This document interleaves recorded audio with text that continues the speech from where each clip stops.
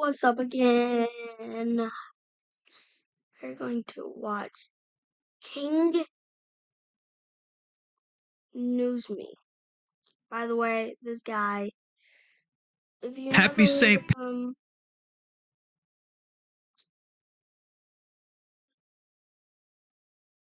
he made the Haunted Hour videos.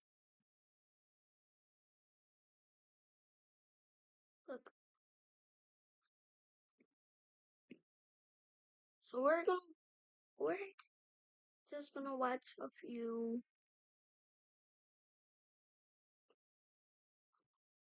in parts, sadly. I'll do this, then this,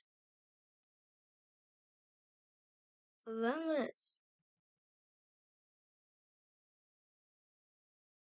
then this, then this. Well, probably it's not that order, but I'm just trying.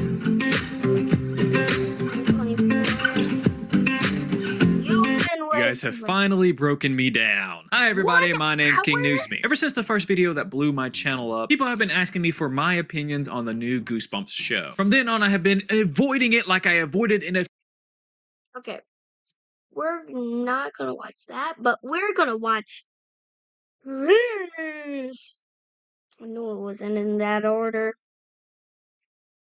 Hello everybody, my name is King News Me. A few weeks ago, I asked you guys what episodes of Goosebumps you guys would like to see me talk about. You guys voted for the trilogy. I've kind of been hinting towards the trilogy video for a long time now. It's one of the most recommended Goosebumps series of episodes that I get, besides Slappy, but I already made that video. And for those of you guys that don't know, the trilogy is a mini-series that lives within the Goosebumps TV series. And unlike every other episode of Goosebumps, these episodes don't have books connected to them. So it's a series original to the show, and you can really tell they had a lot of fun making these episodes. Is that a time where Goosebumps didn't have any more books to make episodes on? I'm gonna get some food.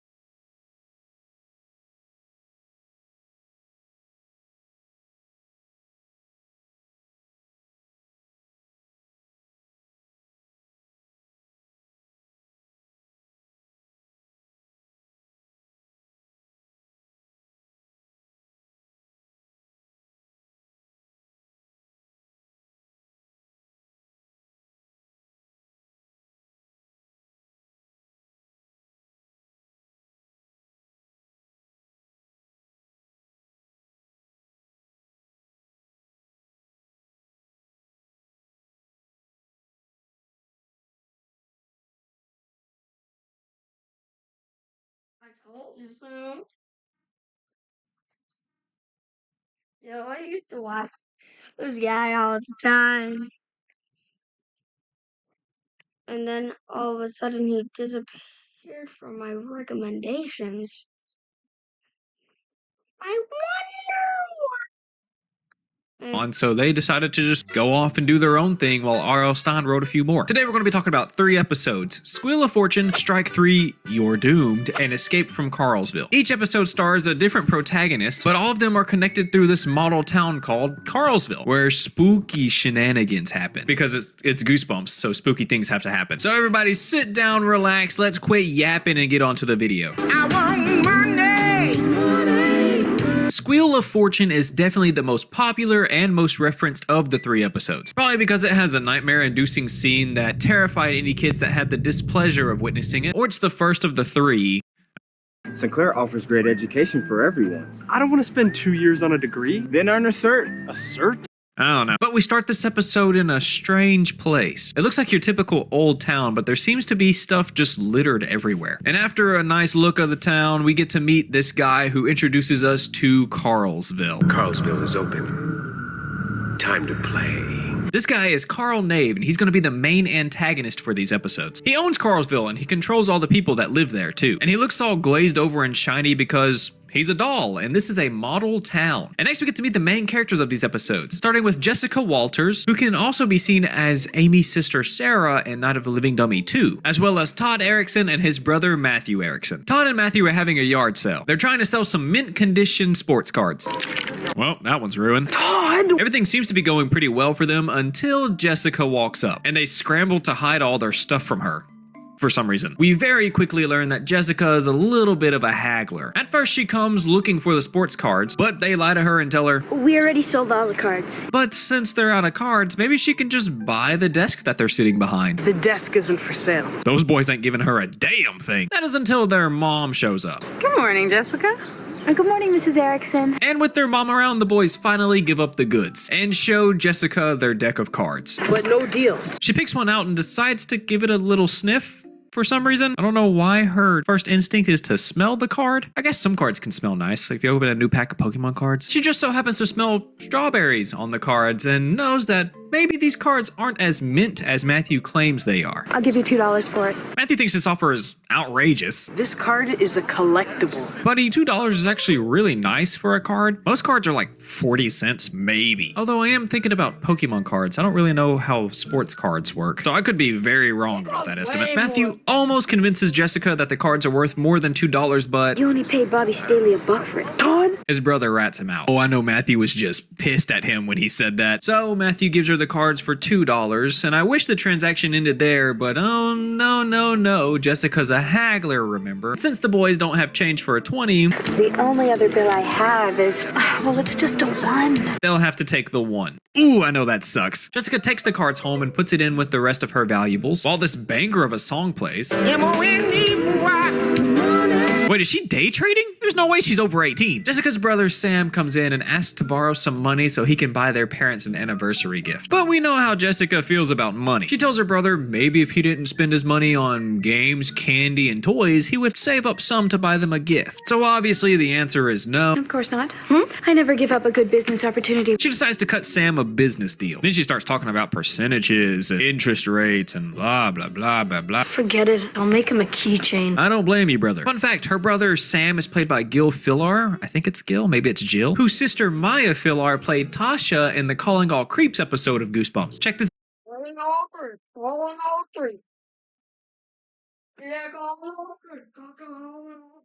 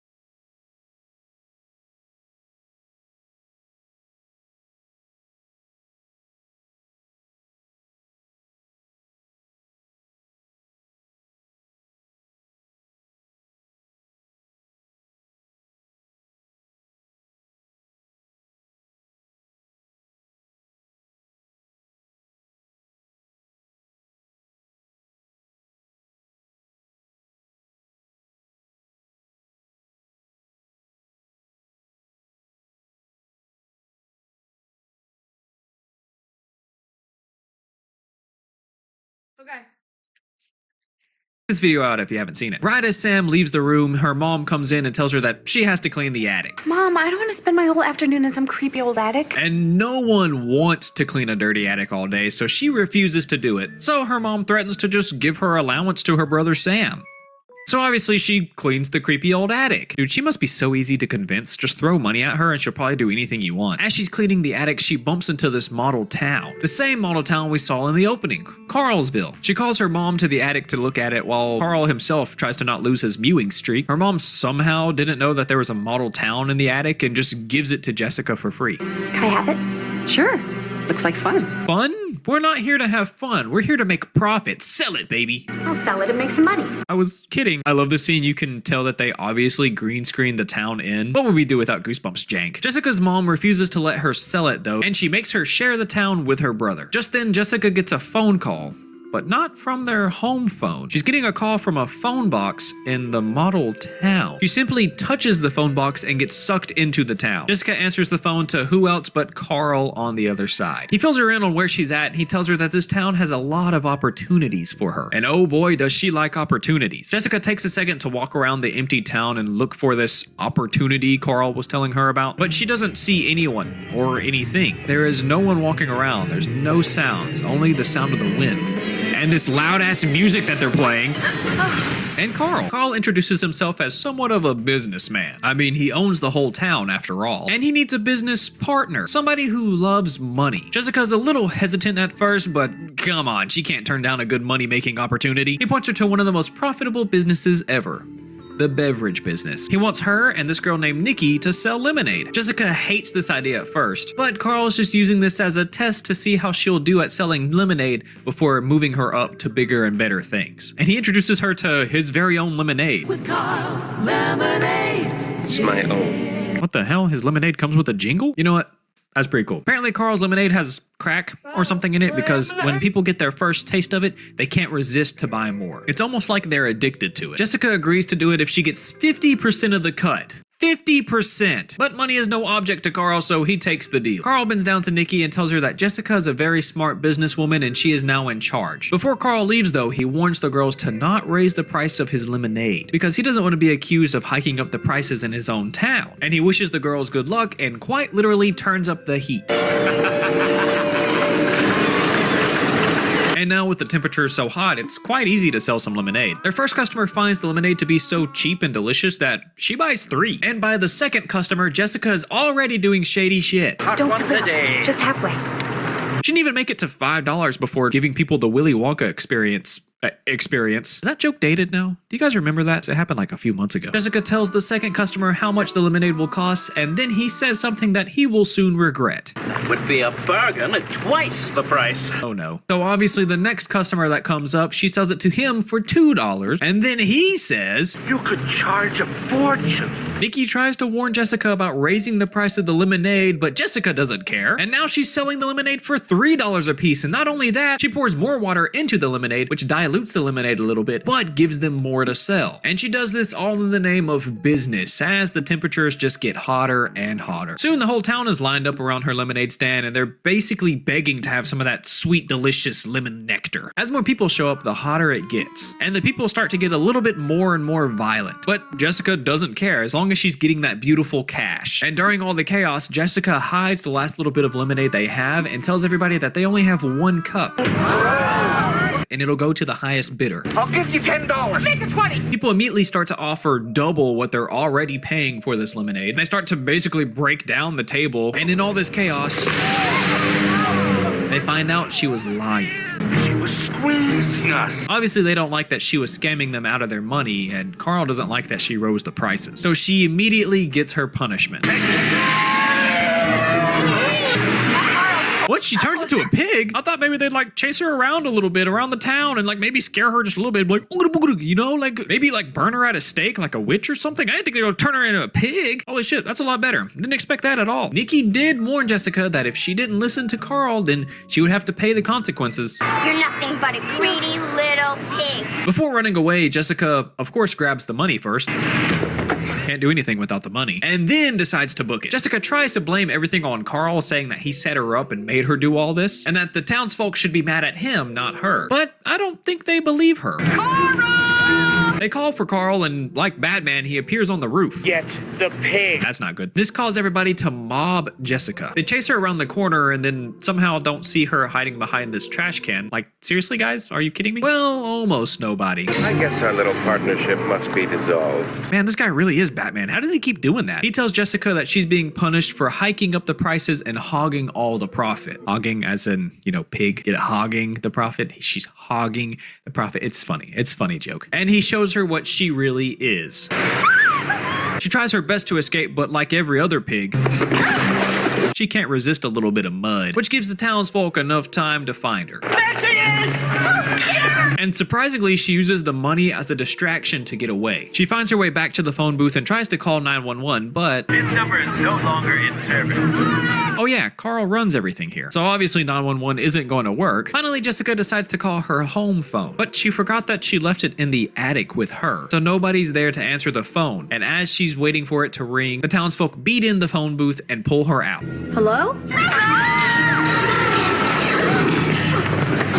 Until her brother Sam saves the day. Now that she's back to normal and out of Carlsville, her and her brother take the model town out and throw it in the trash. But Sam thinks it's kind of cool and he kind of wants to keep it. Oh, if only he knew. And for one final transaction, Jessica agrees to sell Sam the model town. Jesus, even after turning into a pig, she literally has learned nothing. You sell it back to me. You said you needed money for Mom's present, right? But I'll give you $50 for it. Looks like she did learn her lesson after all. And I'd like to say the episode ends there, but oh no, we wouldn't have a trilogy if the story ended there. Later that night, Matthew and Todd are hanging out in the street when they spot the model town on the side of the road. So they pick up the model town and they take it home with them. And the episode ends with Carl saying, No more Mr. Nice Guy.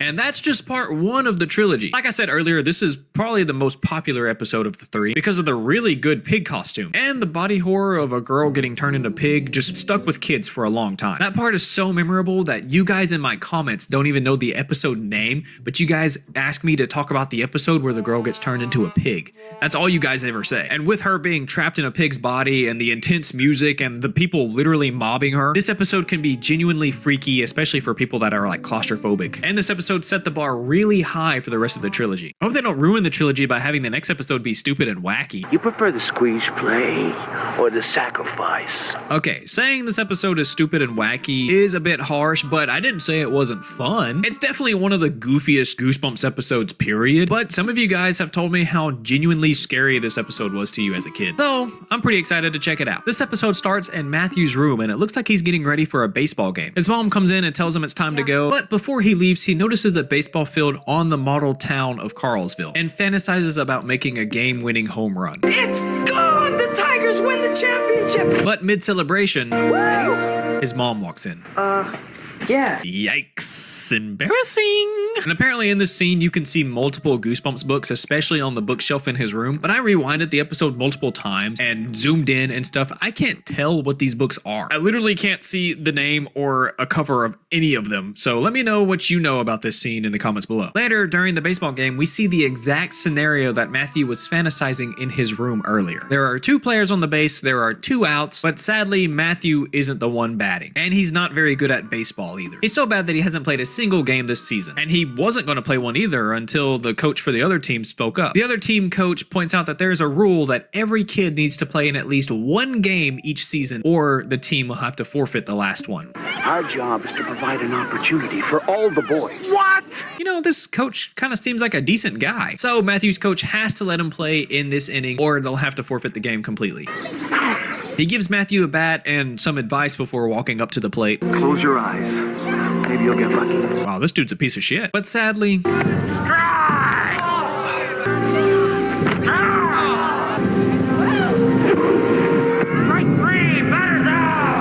Matthew strikes out and loses the game for the team, and he really beats himself up about it for the rest of the day, even not eating dinner, so he can go to his room and mope around. His dad comes to his room and tries to cheer him up by telling him how proud he is for even trying to do something different, and he invites him to come down to the living room to watch a movie with him and the rest of the family. But Matthew just says, No, I think I'm just gonna stay here. but before his dad walks out, he tells him that there are things you are good at. Baseball might not be one of them, but baseball's not the most important thing in the world, and that's okay. And then right after he leaves, what the hell, that tripped my brain out. And before he knows it, Matthew is sucked down into Carlsville, where he meets the owner of the town, Carl. Carl asks him to be on his baseball team. Well, more like tells him that he's on the baseball team. You ready? Me?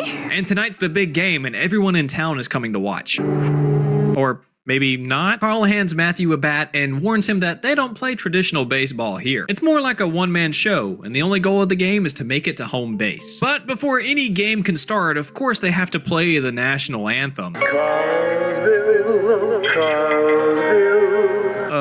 Slay, I guess. Now that that's out of the way, we can finally start the game. Wait, who's gonna pitch the ball to Matthew? Now that's the most menacing pitching machine I've ever seen in my life. After two balls whiff past him going the speed of light, the last ball is pretty much handed to him. I can hit that. So he smacks it out of the park. Well, almost out of the park. It actually was a pretty good hit though, like maybe he does have some talent. Matthew finds it quite hard to make it to first base. It's almost like the base got up and is running away from him. No wait, the base did get up and start running away from him. And the only way he makes it to first base is because he tricked it with the, nah, I'm not interested.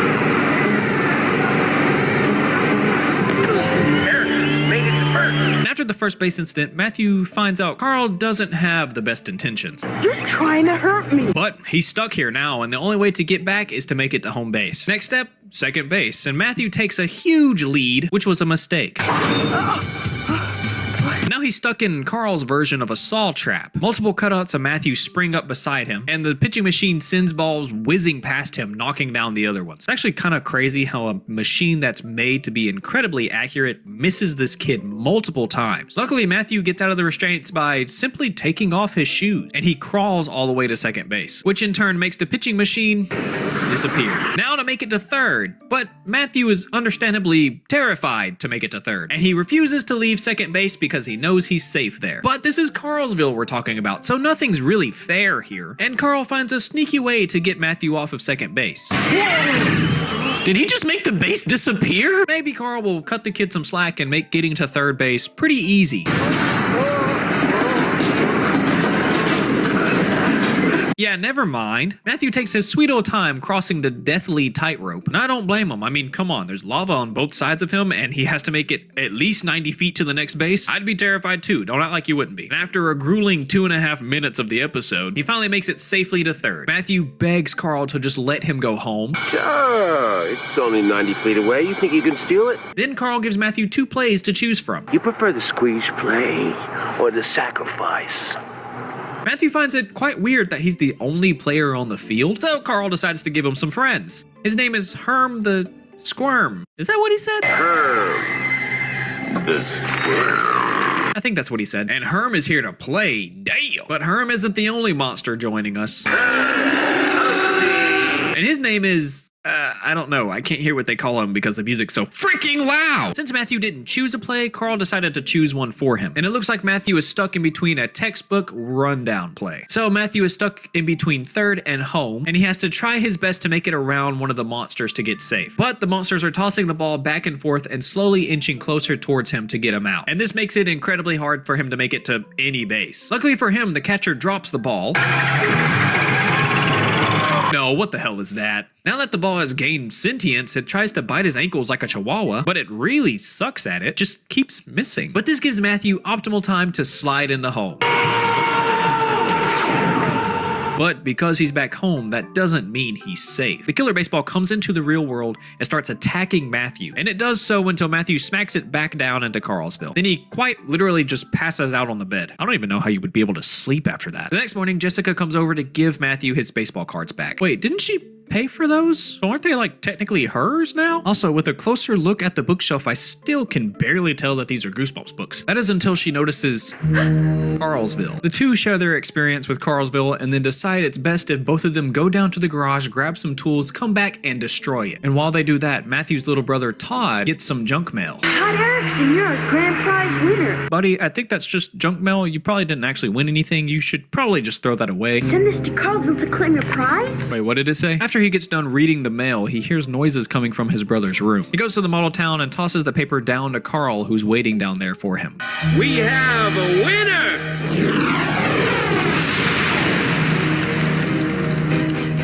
Oh great, now we have to help Todd.